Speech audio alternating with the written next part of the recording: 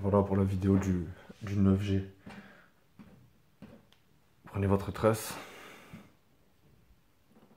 on fait une boucle et on vient tortiller le petit doigt. Alors, on fait quelques tours pour pas que ça bouge. Il faut pas qu'on le, il faut qu'on reste en tension. Il faut pas que ça bouge. Voilà, j'en ai fait quelques-uns. Ça ira. On prend le fluo et on va venir tricoter en fait la tresse. On passe dessous et on vient chercher juste en dessus. Je le serre moi à chaque fois avec les dents. Ah, ça serre mon nœud en fait. Et au moins il bouge pas. Donc on l'a fait dessous, on le fait dessus maintenant. Et on serre.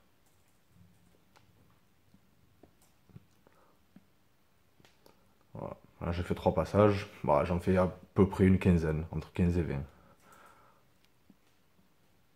Dessous, dessus. Toujours pareil.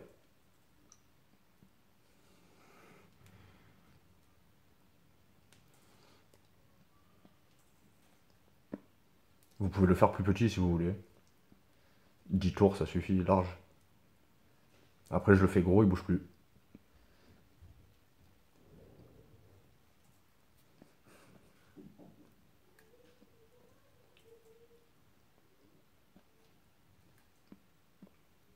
Bon, on fait une quinzaine de tours.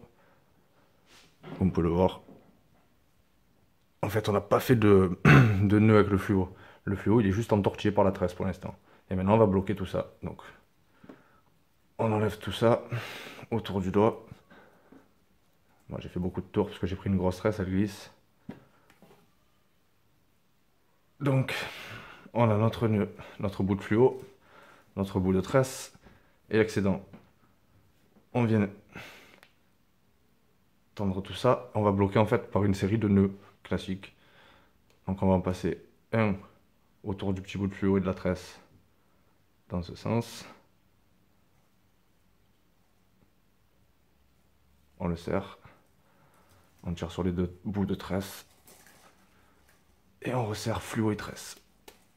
Voilà, déjà, là il est bloqué. Donc j'étais passé dans ce sens-là. Maintenant je passe par derrière. Et je refais un nœud classique. Hop. En fait, je serre la tresse et le petit bout de fluo. Et je serre pareil. Voilà. Ça, je vais en faire 3 ou 4 pour bien le sécuriser, même 5. Un coup devant, un coup derrière. Comme ça, les nœuds, ils se desserrent pas. Et en fait, on finit après par une double. J'en fais encore un.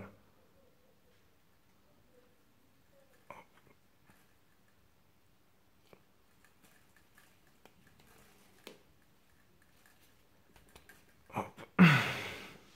Et le dernier, on passe une fois dans la boucle et 2 fois dans la boucle. Et celui-là, il bougera plus. Et il va serrer tous les autres.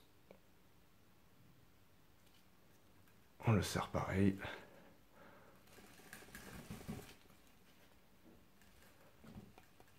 Et là, on a notre nœud.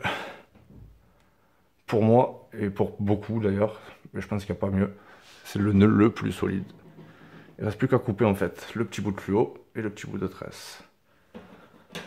Ciseaux, on laisse un petit bout dépasser. Et pareil pour le petit bout de tresse.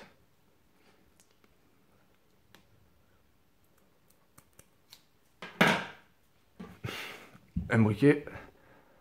On fait gaffe de ne pas tout brûler.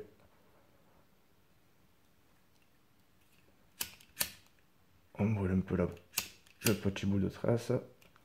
Et là, on le chauffe, mais il faut pas le noircir, il faut qu'il reste blanc.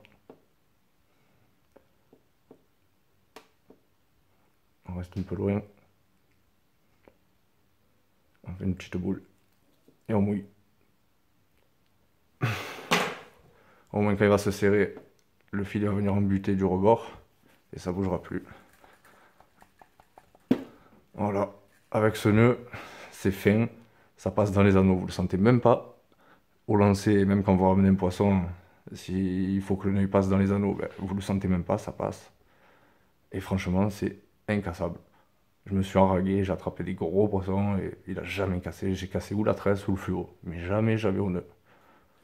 Voilà, c'est un petit peu long à faire, mais franchement, bon là c'est pour la vidéo, sinon tu le fais au bord de l'eau en 3 minutes et tu peux le garder, je sais pas, une dizaine de pêches.